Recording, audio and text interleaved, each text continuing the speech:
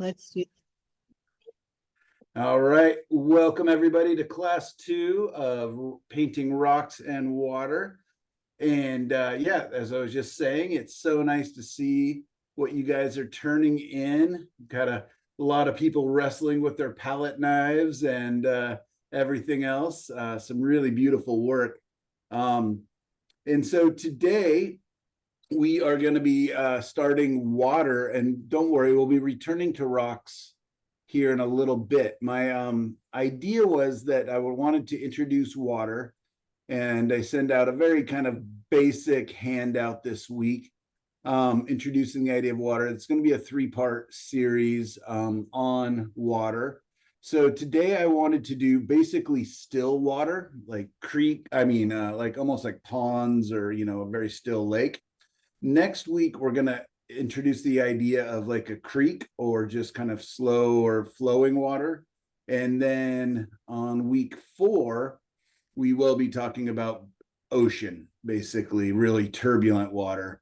And so I figured with creeks and with the ocean, we'll basically be able to include rocks into that as well.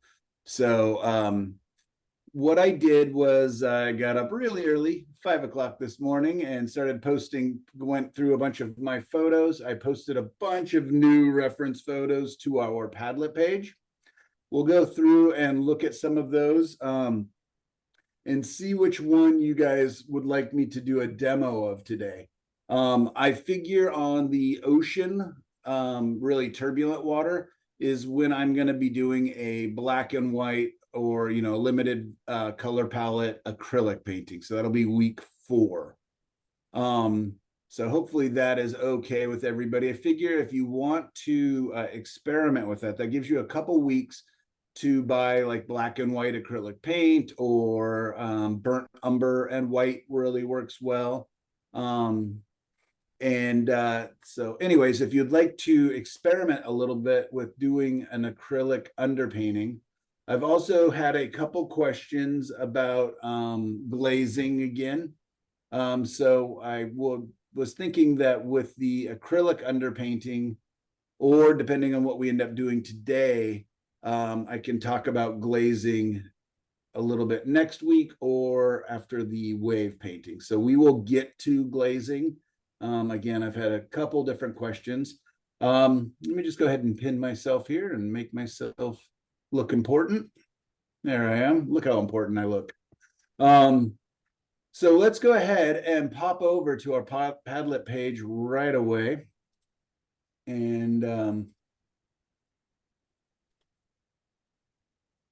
there's all my references. So I guess we could do it this way really quickly. I can just kind of go through and show you some of the references I shared.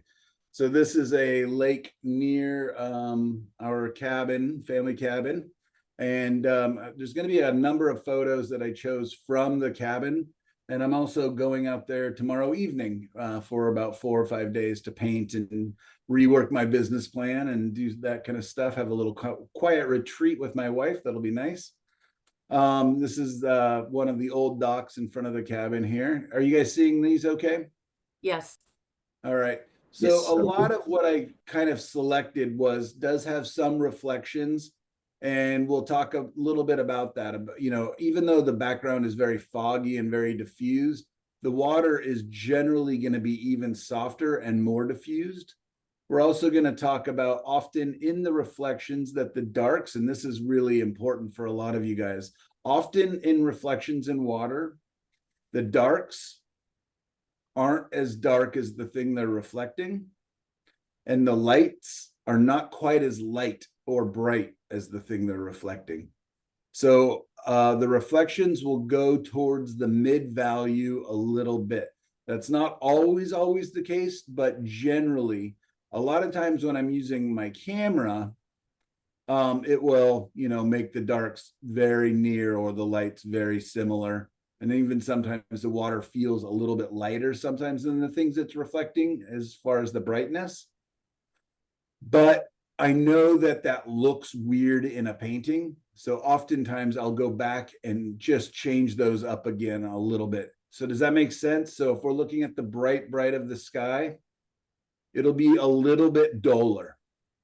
And if we're looking at the dark shadows reflecting, they'll be a little bit lighter or not quite as intense as the thing they're reflecting. So oftentimes I think of water as kind of bringing things towards the mid values a little bit. The lights get a little darker and the darks get a little bit lighter. I've been having a discussion with our good friend Cheryl about reflections and what they do. Cheryl, can you explain kind of your idea of what you think maybe is happening? Because I'm still a little bit confused. Oops, you're muted there, Cheryl.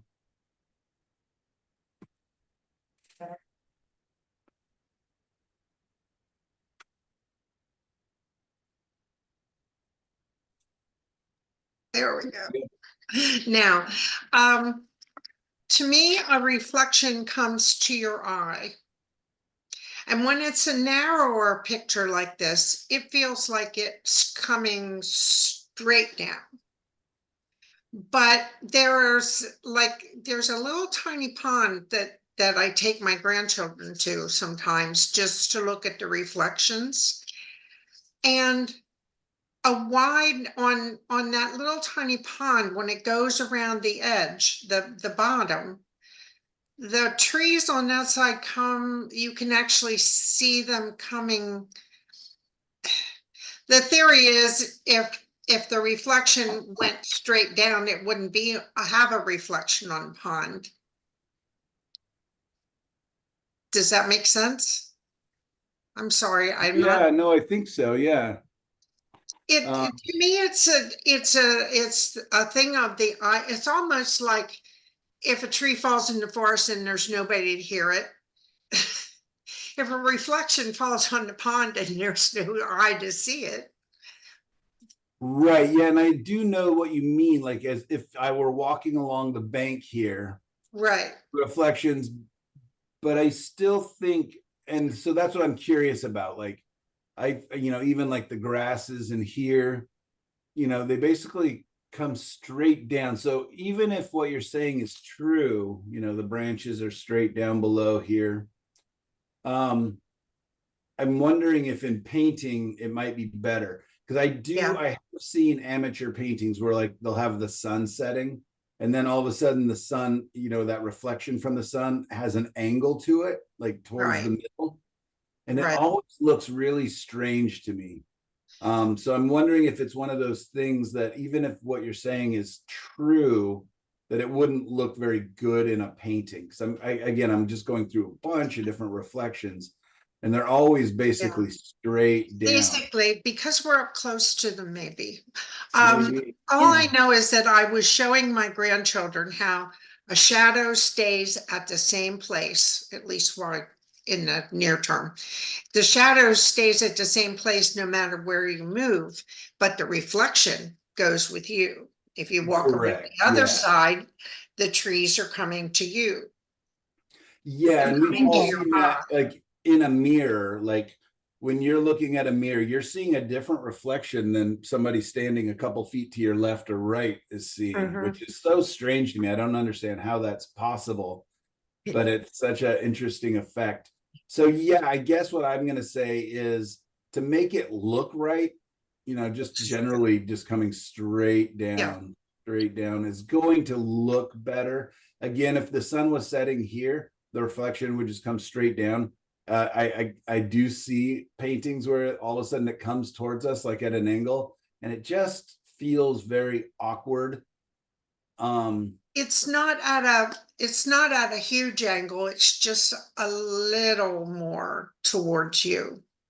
I don't know how else to explain it, but Cheryl, are you, when you're looking at that, are you up higher or are you down? No, I'm just standing. Or are you walking around the pond? Because as we can walk, as you walk around, everything is going to look different. Everything's gonna, So I think it's the angle from which we view it, but it's still going to be in alignment with what's above it, even if it's at an angle. Okay. And if that's not true, as above, so below. Yeah, I would probably still, yeah, there you go, as above, still below. So anyways, these are a lot of the references that I've added. It was a lot of fun to go through. Some of these have different filters set to it. Like I think I put this to a cool filter so the blues get stronger.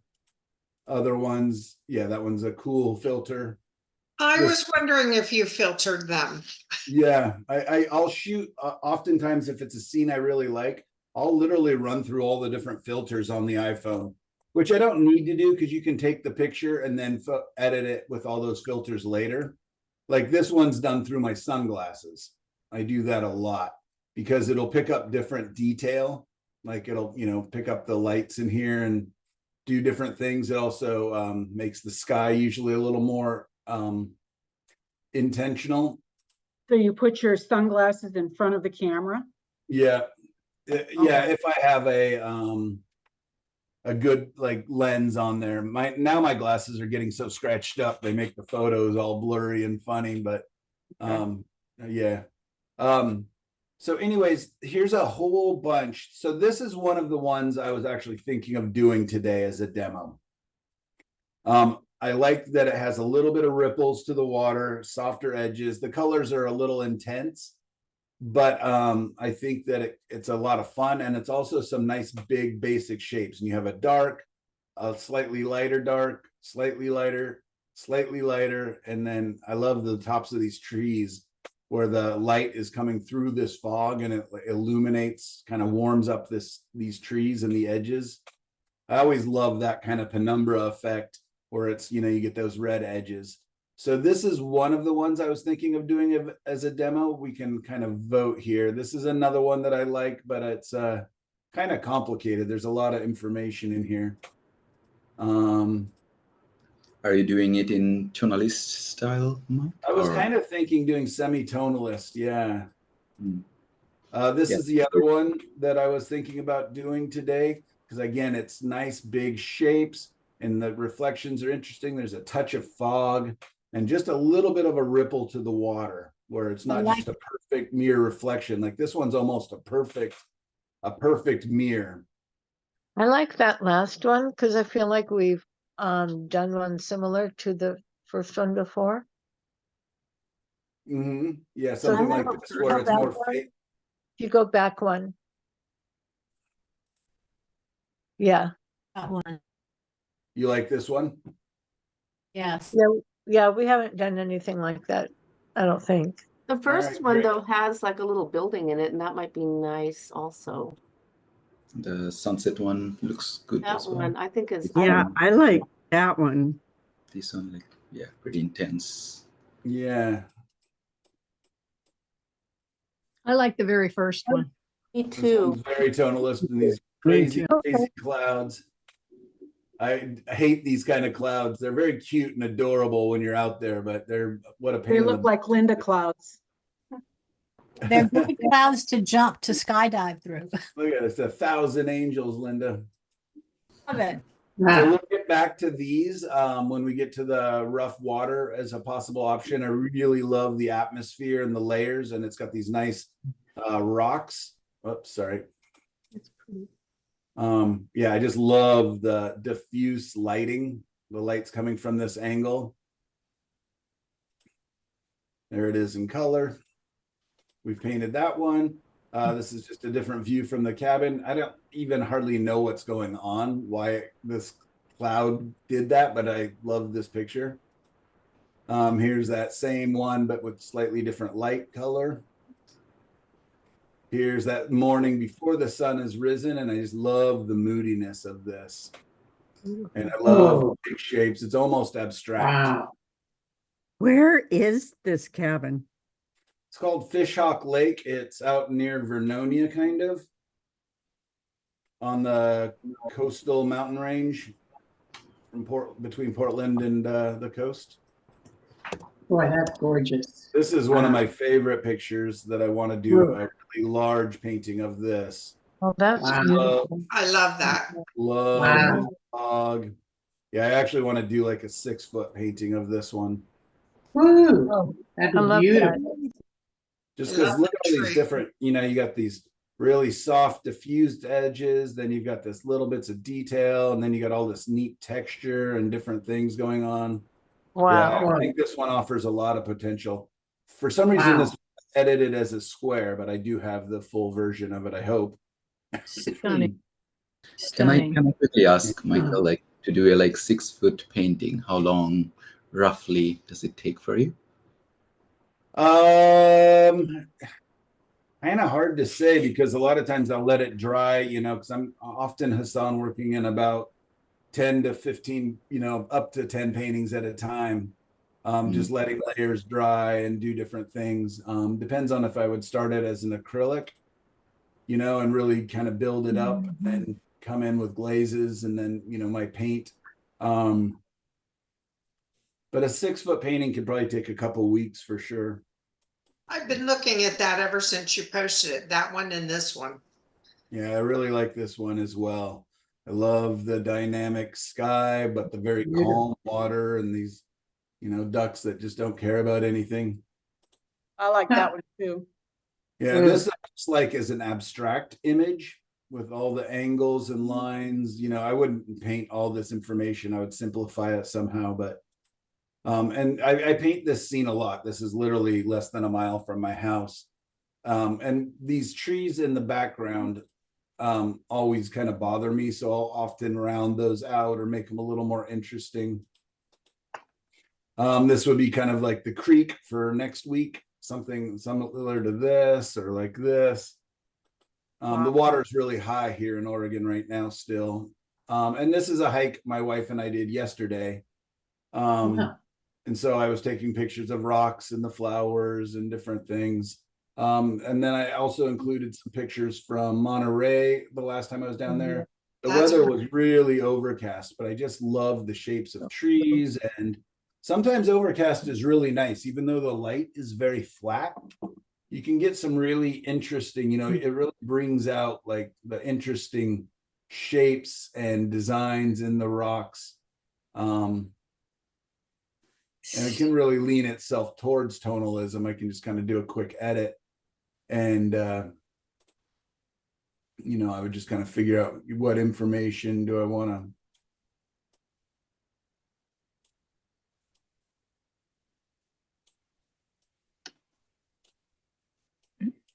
I'll ask you a very dumb question, Mike. Please, I love dumb questions. What is tonalism? Because when I search something, I get like tons of variations of answer, and I don't know. Yeah, so that's just it. Yeah, I started a tonalist page on Facebook, which has, I don't know, 3,000 people on it. And I literally asked that question of, you know, and I went to 4 or 5 different websites and just copied and pasted into there and they're all different answers. So a lot of times tonalism to me is a little more, again, poetic. It's usually not as much about the detail and a little bit more about a kind of a monochromatic, meaning less color, you know, some kind of a palette that's closer together. And when you say palette close together, is it the value that close together or the the values can be close together, yeah, a lot of times. So let's just see, like if I And aren't the like colors this, kind of also limited? what's that? Like limited colors as well as limited values? Yeah, exactly. So like if I pump up the saturation, you can see it does not feel like a tonalist painting. But as I bring down the saturation and bringing the colors closer together, it feels a little more tonalist. Yeah, that's why I don't really consider myself a tonalist. Again, I kept getting told I wasn't really a tonalist, you know, and then I'd be like, okay, I guess I'm a luminist. And then I'd get told, oh, you're not a luminist, you're more of a tonalist. So that's why I just kind of invented my own thing, you know, in part due to the class of the illuminated tones. And so, you know, I can kind of do what I want now. But yeah, I can share some of those descriptions with you, and but it's all over the place, and that's why a lot of those kind of isms, you know, tonalism, luminism, I just kind of don't worry that much about it, you know. some paintings will lean more towards that. But anyways, No, thank you. yeah, so what a difference that made. That's the original photo, but just by bumping up some things, it becomes a lot more inviting. You know, this just seems cold and not very inviting. It's got a nice, interesting kind of moodiness to it. But personally, I just love to shift either this, saturation up maybe a little bit, the warmth up a little bit, change maybe the tint to a little bit warmer. And all of a sudden that just feels a lot more interesting to me. I can darken the shadows if I want.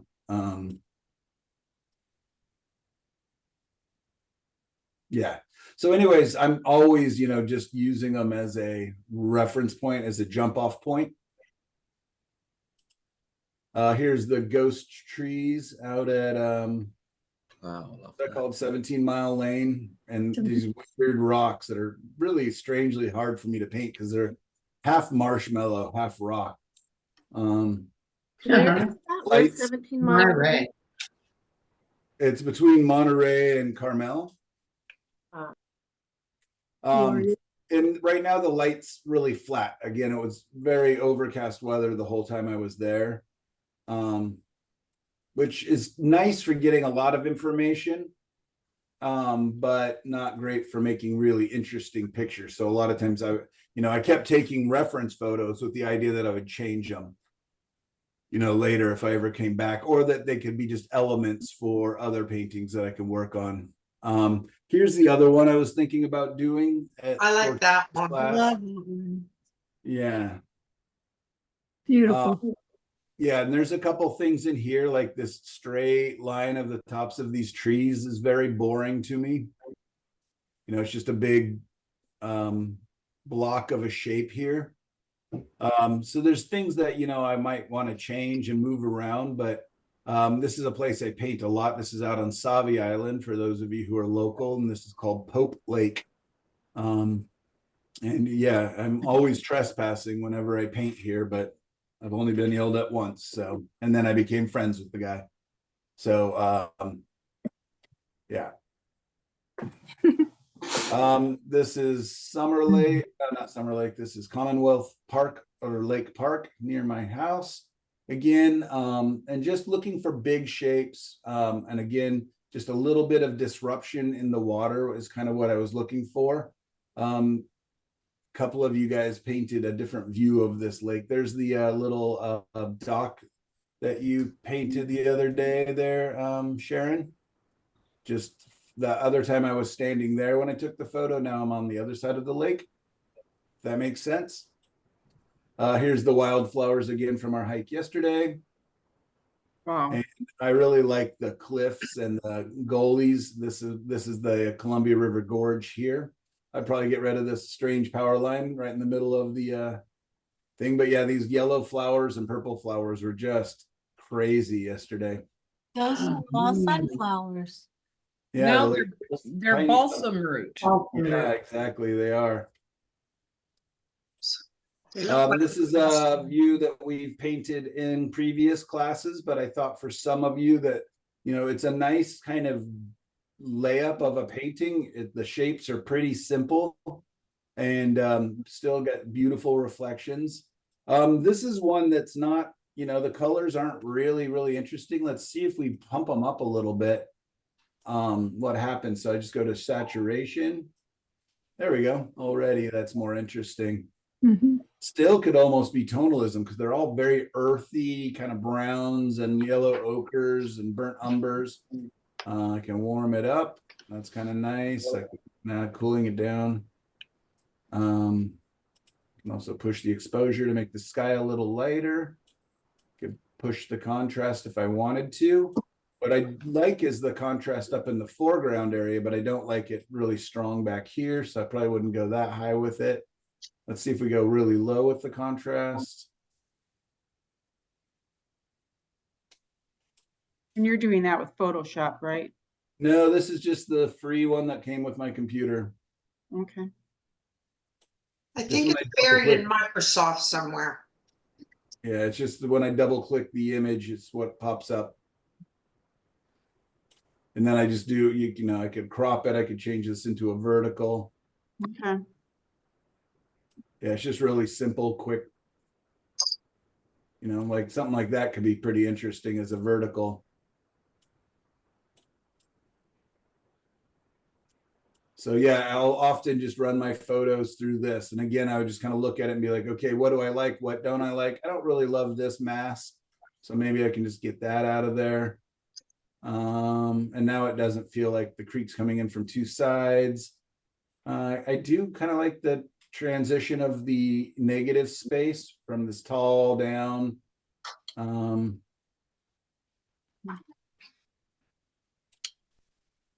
Now I have something that breaks the thing, something like that.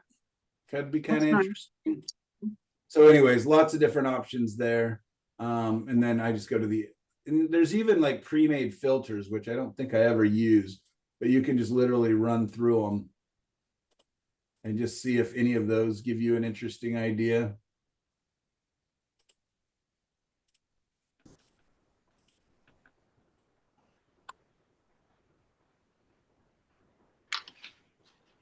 All right. So anyways, lots of options. Just really kind of almost like a minimalist piece here. Actually, it would be pretty complicated to paint all these little branches and stuff, but kind of like that. This is another one that I really liked that I thought was an interesting reference. This is the same morning as all those little spotty clouds that we saw earlier. But I really like the top lit trees in here and everything else being in kind of in shadow. And that looks like that's it. So there we go. So I'm going to say it's between this one. Can you guys see it okay? Mhm. So I Yes. don't have to click in. That one, this one, which I actually would adjust a little bit to get a little more detail. I really like this one. And then the other one that I was thinking, where is it?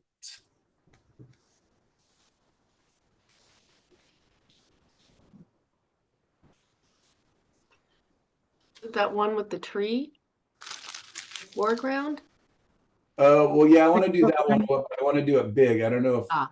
I think this one would be pretty complicated to do as a little quick, you know, kind of a demo today, but maybe we could do this together as a big final project. Actually, maybe I can start it as my final 2 weeks project and you can actually see a big painting, which I don't think I've ever done.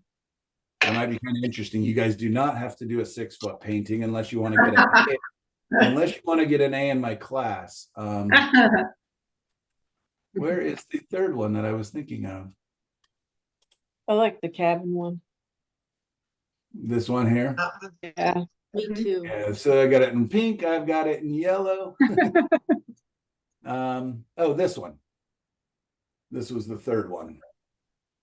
So 1, 2, and 3. So Sounds we'll like say that's this is number That 3. one. Number Three. What's that?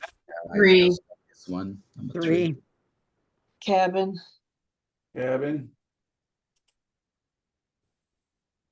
So you're still voting for this. This is the simplest, I think. It's got nice big shapes and we can really figure out doing some. So this might be a fun one to almost do as kind of that negative painting, but maybe doing it with a different palette, maybe doing a red background with blue green over the top of it, doing it as a wipe away to start it. And Oh, then that'd be fun. what we can do is keep it quite light in the light areas. And then I can show you guys with some glazing over this. So that might be a fun one to work on as a group. So we can play with glazing. And that way too, if you're like, it's nice, but you know, pink does not match my couch. And you can just do it yellow. And I think I have a blue one. Oh, here's a blue one. You like blue and gray. So you got options there. So yeah, you guys cool with this one? Sorry, I heard you, Hassan. You like the other one, and Yes. maybe we can revisit it, or Hassan, or anybody else. You guys are always welcome to do any of them that you like, or your own, whatever image you want, always. So yeah, like this we'll one. just plan on doing this one, partly because I already have it printed. But yeah, it gives you guys some options as far as colors. And then I think Hassan, you said you liked this one.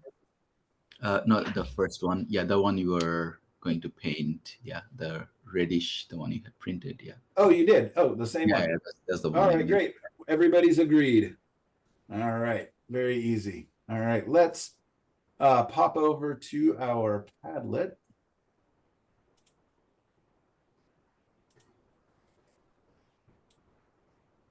All right, so same as always, you got your videos on the left. I introduced a new section on here because I'm getting emails and text messages and different communications from you guys. So I was like, oh, let's just keep it simple. So here it is, questions for the class. A couple people had asked about glazes, so I went ahead and wrote that. We can talk about that next week if we get this painting going. Another student was asking if I could literally just show about how I prep a panel, how I get a panel ready to paint on. So I can talk about that. So this is your spot here. You know, whatever it is, you have a question for me or the other students.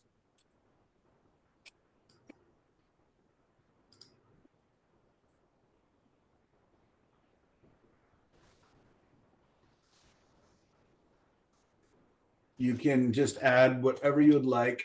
And that'll help me to help you guys. I don't know if that's how you spell shiny, but anyways, whatever questions you have about the class that, you know, because we're just starting, so we have plenty of time, so I can answer all sorts of questions. It can be business related, it can be, you know, marketing, it can be anything you want. And either I'll answer you here or I will include that as part of the class. Hassan, I know you sent me an email saying you had some questions. So you can either ask during this class or you can just type them in here. And some of these questions, you know, other students will know the answers to or have good ideas. So we can start a discussion there as well. So anyways, I just wanted to open that up and present that to you guys. Again, because, you know, some of you guys are texting me, some of you are emailing me, some of you are phoning me, some of you, you know, send carrier pigeons. So it's just trying to keep it all in one place. So I think that's a wonderful idea. perfect. Yeah. And yeah, wait until you see the discussions that we have between Cheryl and me between classes. Boy, oh boy. Just kidding. I love them. I love all your guys' questions because there's a lot of times where I feel like, boy, I talked for 3, maybe 4 hours each class. I surely must have told them everything I know, but then I, you know, have big blank spots that I just kind of skim over or didn't describe enough. So anyways, please, please, please post your questions there. And all my skincare techniques will be on this final day. All right, online links. Again, I posted for plein air thing at the end of summer. If there's any other things, and if anything you guys want to share, like I know the lavender competition, I think they're closing their entries, or maybe they already did, but different things like that. Anything you guys want to share from online that you find interesting. Also, if there's YouTube videos or music that you're listening to that you found really great, just post the link in there. Class handouts. There I put the homework. My handout here for this week is there, and Hassan called me out and somebody else called me out about this being a little bit overly poetic and a little goofy sounding, and I am going to fully admit that I ran out of time because I have been teaching, picking up classes for other teachers and teaching. So I actually, one of my business advisor people just said, well, just take all your notes and put them into Chat GPT. And then he told me, he's like, and then just tell it to put it in the voice of Donald Miller, who's a business writer.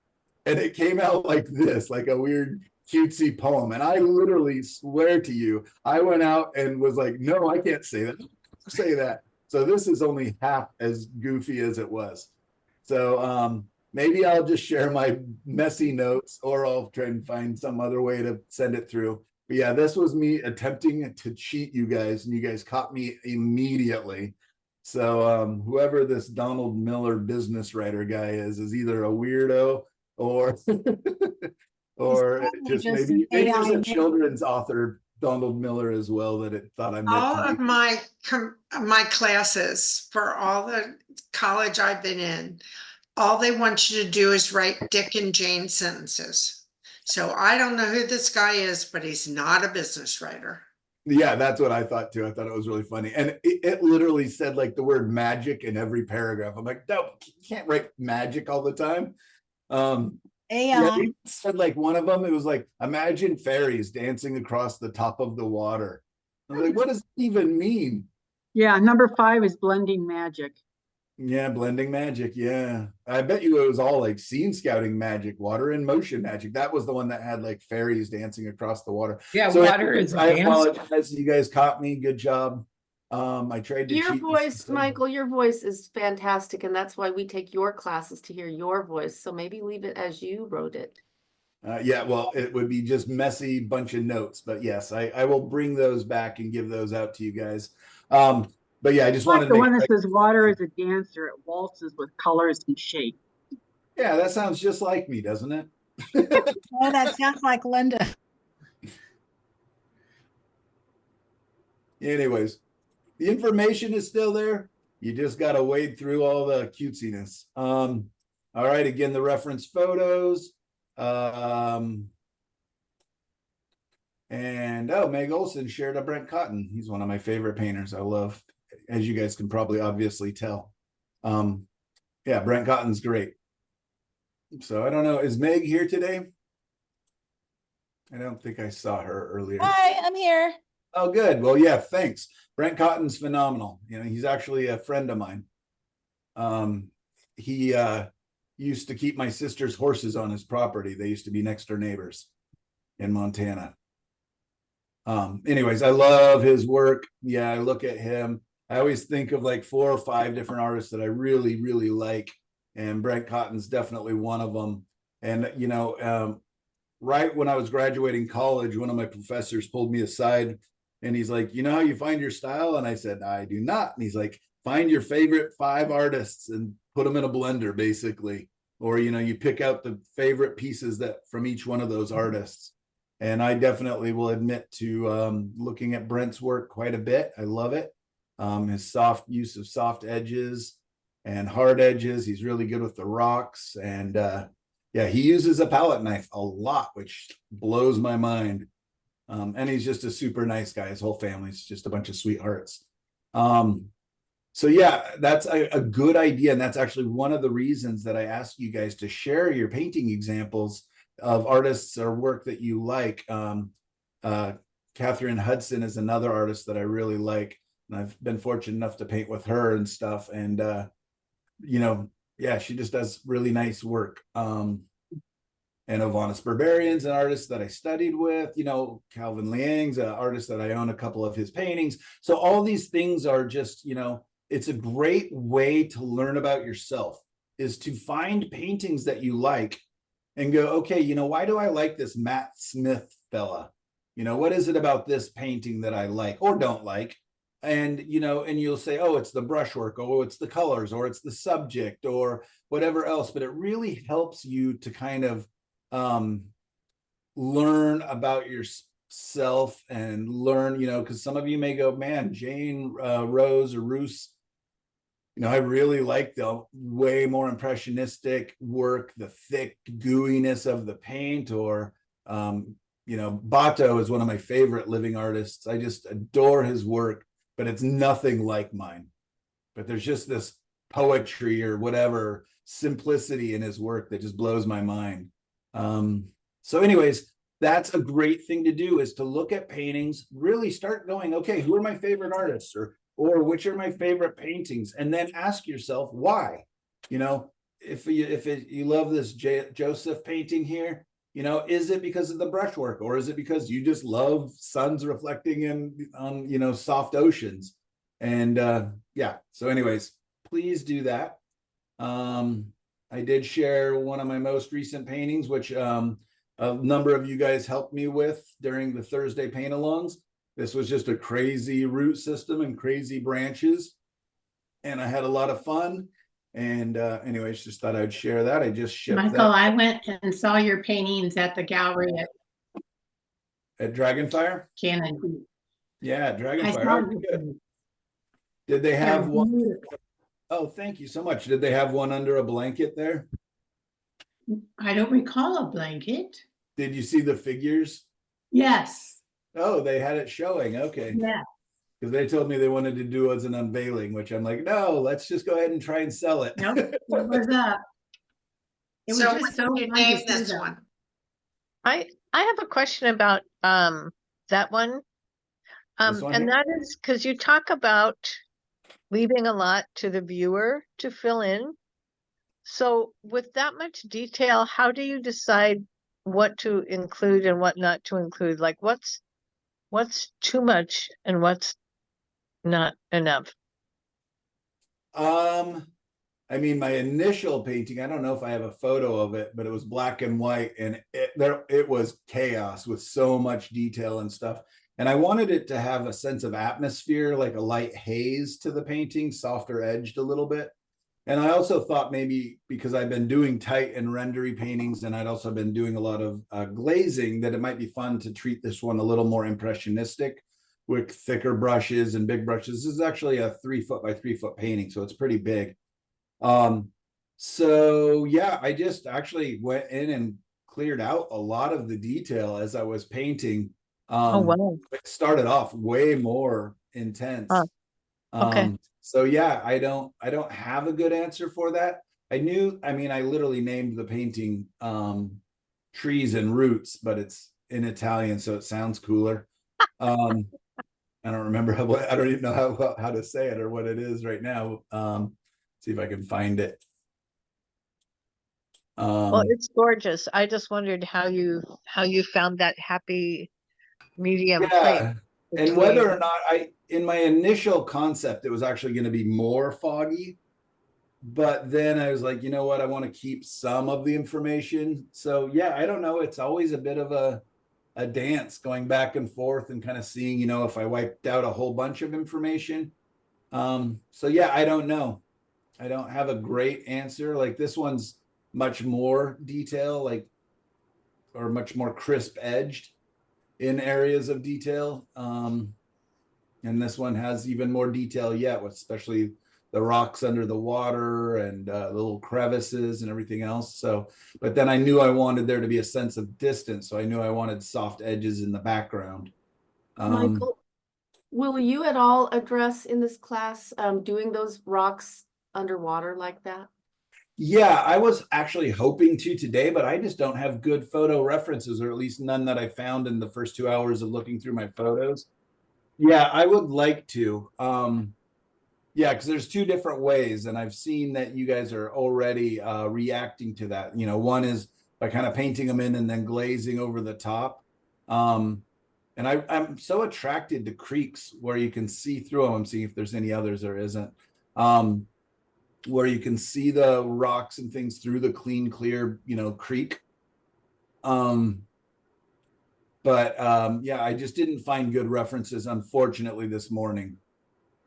I found some that were pretty interesting, but they didn't speak to me as far as a whole entire image. All right, so let's go ahead and do you guys want to take a quick break, stand up for 5 minutes, and then let's talk about your work? Yes.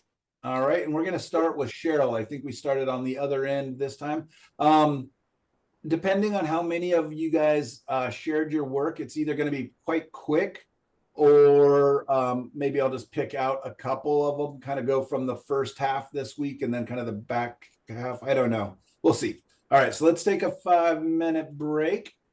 Can we do the critiques at the end and start out with the demo?